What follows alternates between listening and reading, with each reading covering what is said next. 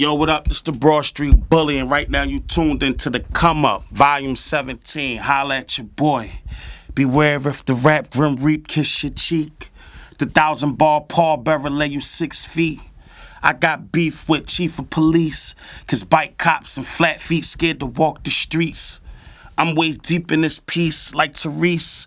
Move the streets like telekinesis from a seat. Squeeze the life from whatever's in my reach. Kill a man from a wave of a hand. This shit is sweet. You niggas weak. You shake like that Harlem dance when you get a glance of a real true boss. I'm cut from the ruggedest cloth. Won't lean with it, rock with it. Heckling cotch, Glock with it. Infrared beam on the stock, kid it. Air compressor on the pound. You can meet me anywhere, it's going down. These niggas chicken noodle soup caught up in the loop. Don't get cute, my killer's on the loose, shooters on the roof. I rock a nigga at the drop of a dime.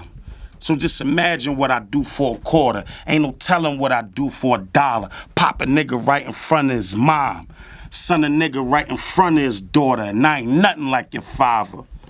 You couldn't come from these nuts I got if C. Baltimore sucked this cock. I know most of y'all wouldn't understand. Get it? Understand? Some niggas will and some niggas won't, like some niggas kill and some niggas don't. You's a fake it till you make it type of nigga. I'm a straight up take it type of nigga. Pistol whip a nigga till I break it type of nigga. I'm hard on niggas cause you dudes is fags. I put the guard on niggas, push the broom up they ass. Or the knife like American me. American Sieg is Muslim, so I don't feel Bush overseas.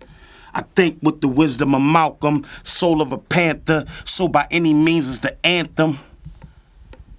Peace out, man.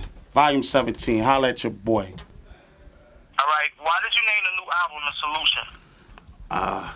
I named the new album Solution because it is a solution to a couple different things. For one, the solution of people to be able to, go cop an album and listen to it in its entirety.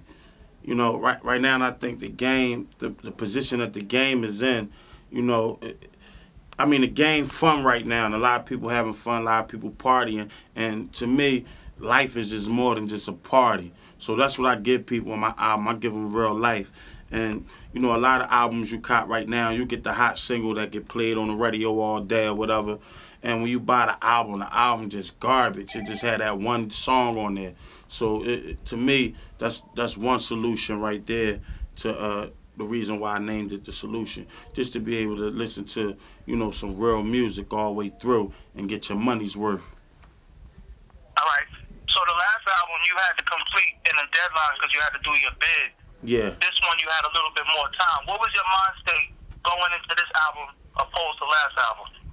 Well, my mind state going into this album, it basically was, it was kind of shaky because when I had to do a short bid, my last album, I really couldn't finish my last album and complete it the way I wanted to.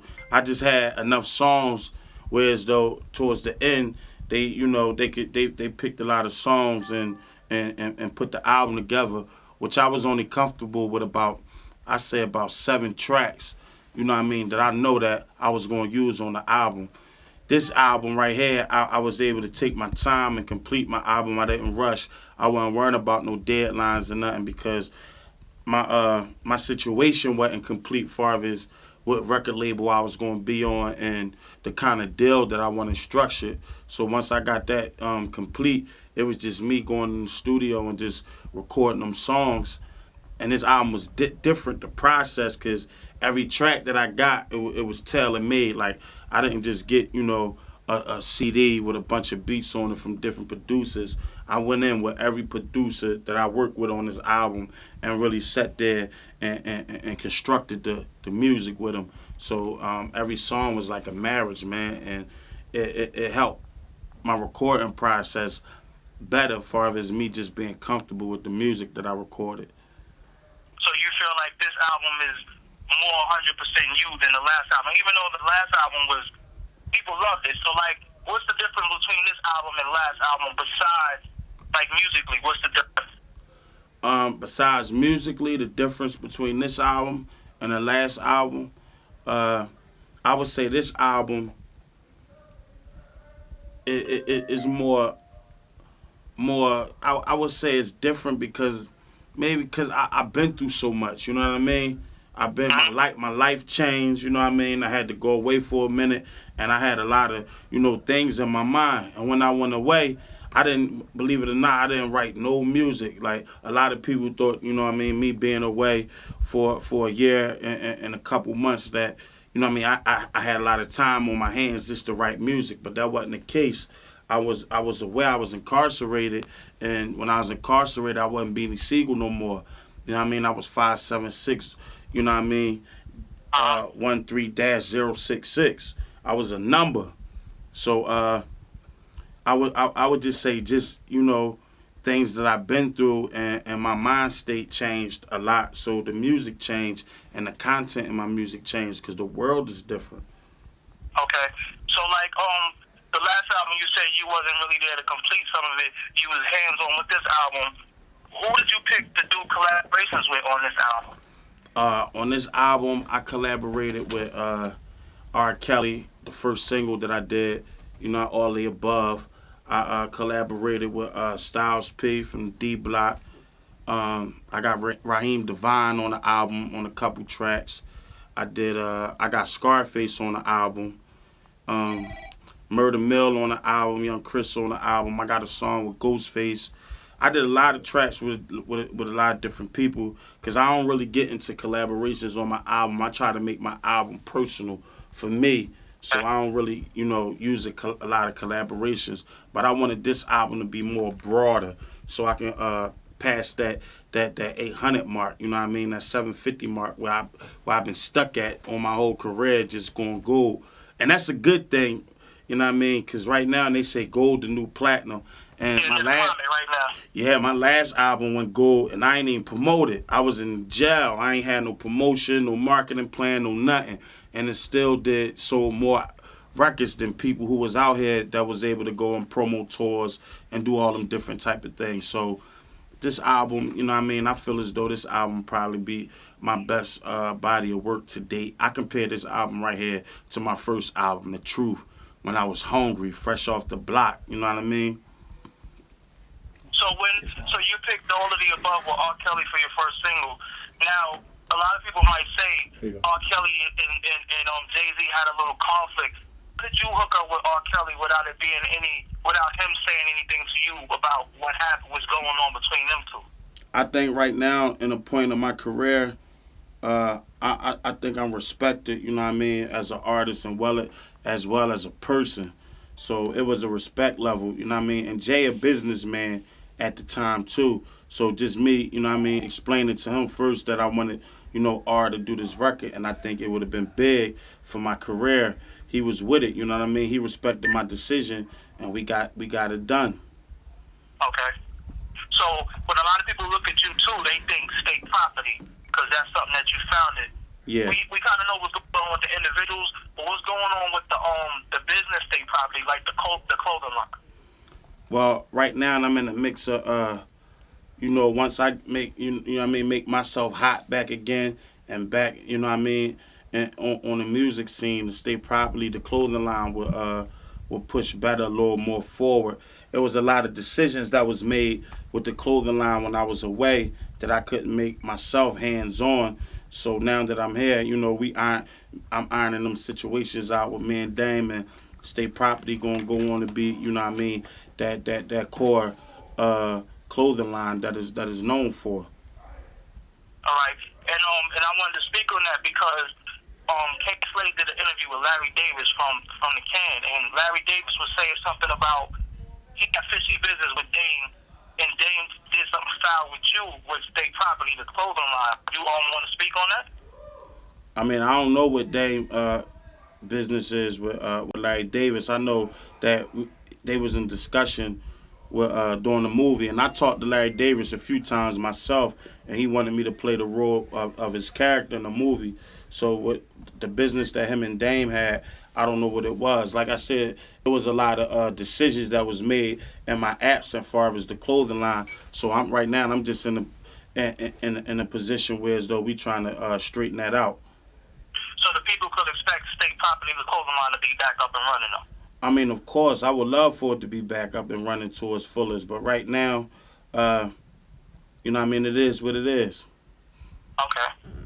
So we talking about the gear, like we all seen an interview with you talking about the artists wearing tight clothes, and you called out Kanye and you said Pharrell, you said them by name. Like, did you see any of them after you made that statement?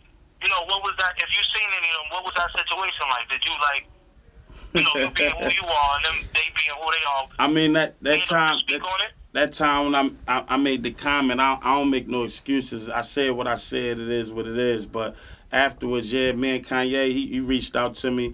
I did the remix to You Can't Tell Me Nothing. Yeah, I did the remix to that, and he reached out to me, and I came out with him on a Powerhouse. So, I mean, that should speak for itself. Okay. So when you got out, I know it was probably a lot of people trying to get at you. I don't, people don't know contractually who you were with, but it was probably a lot of situations you could have went into. What made you stay with Def Jam? I mean, just for the simple fact that, I'm almost 10 years in the game right now, and just I just couldn't see myself, starting over with another label, and me and Jay, we had a couple conversations. Like I said, me and Dame is in the business with the clothing line. So, I ain't want to make no decisions with choosing between my friends, as a man. So, me and Jay, we had some conversations. We ironed out the situation whereas though, the proper deal structure that I wanted and things that I felt as though that I needed and deserved, got worked out. So I just decided to stay with Rockefeller, man. That's my home. Okay. So you said you've been in it for 10 years. Like, we seen Jay retire, come back. We seen Too Short retire, come back. Scarface retire, come back. How many more albums can you see yourself doing? Solo albums. I could do as long as the world go around. I could do albums. Like I said, my music is based on life, man, life experiences, and I think I'm gonna always be relevant in the game because like I said, everything ain't a party. So I'm gonna be able to make them stories and spit them rhymes that's coming from the hood and from the street with people, because I represent the struggle. And it's struggling. People struggling every day. So I can always. I know you said everything ain't a party, but you do got a few records that's going to get people on that floor moving. I mean, you got to do that. Right? You got and the dance floor was empty. Yeah. And that DJ had to play that one Beat SIGEL record to get that floor crowded. What record do you think he should play from you? I mean, it's a lot of records that he could play. You know what I mean? Like I said, you gotta make them type of records, them street records, them party records. You gotta be of the people to get to the people. You know what I'm saying? So if I gotta make them rock the mics, the Mac bitches, I gotta make them type of songs so they can hear when they hear them songs and they can cop the album. This way, I make them songs for the people who just into that, so they can hear the What Your Life Like, so they can hear the Feel It in their ears. You know what I'm saying? They can hear the mind prayings. You know what I mean? They can't go on these ways. You know what I mean? So you gotta have them records that make people move in the club. You got to have them. But my album ain't gonna be based just on that. Okay. So I know you gotta run. So I got one last question for you. What's the last verse that you heard outside of yourself or anybody in your camp that made you say, "This dude got it"? Wow. I know that's a hard question right there. All right, so we're going to move on to one more question. I remember you recently saying that you got a new team that you're coming out with. Yeah. Tell the people who they are. Yeah, I got some. Well, it's not complete yet. So far, you know what I mean, new squad I'm trying to put together. I'm trying to put together a new movement. I got this cat, Murder Mill. That we heard of. He was on Job Records before. Yeah. Cree Forge, Kyle Green, and this cat Bogart, and and I got another young cat that we thinking about pulling together on a team from out here from Philly named Joey Jihad. Yeah, he's an animal. Yeah. without a doubt. All right, so and when you putting the people together, I want to know, like, what's your decision making process? Like, how can people get to you and say, yo, Beans, I want to fuck with you, I got this and that? How do you make them selections like that? They can't get to me. I gotta get to them. All right, If so that's the case, everybody be on. Y'all can't get to him. You gotta get to Yeah, me. I don't let everybody get to me. I don't let myself be accessible to everybody. You know what I mean? Everybody that I named, I think got a uniqueness about them. So, Okay. and that's what I go for. You know what I mean? All right, so that's all the questions I have for you. I know you got business to take care of, so that's about it. Holla at you later. Appreciate that. All right, peace. Yo, in the commission, we asked for permission to hit him. If he don't like me, that's his problem. When that SIG spot him, I wig shot him, dump his corpse in the Schuylkill or burn it. Identify the body by the jewels, determined not to see a new cell. I've been in and out a few jails, the feds know me too well. Armed and dangerous, the aim is to kill on sight. Them kids eat gang with his brainless and kill off spite. Now how you want it, choose your poison. When confronted, fake ass niggas lose their voices. What happened to that killer shit? Guerrilla shit, your militant attitude. I ain't your typical rapper dude. Into the blue flame, the Desi spit fire like Luke Kane. Get found in a hole in the desert like Hussein. That's how we do things. True game, keep you lames in pocket like loose change. The realest back. It's the Broad Street bully and the killer with no face. My Mac bullets burn like tequila with no chase. Knife work like a guillotine sword cutting. Nigga, stop frontin' for my killer bee swarm something. Empty out the whole clip, then reload. Shotgun barrel, leave it smoking like a broke stove. Yeah, and I'm all about that bullshit, the past to the hearse. Stop it, man. Come holler at me next week, man. Holler at me next week, man. I'ma get at y'all.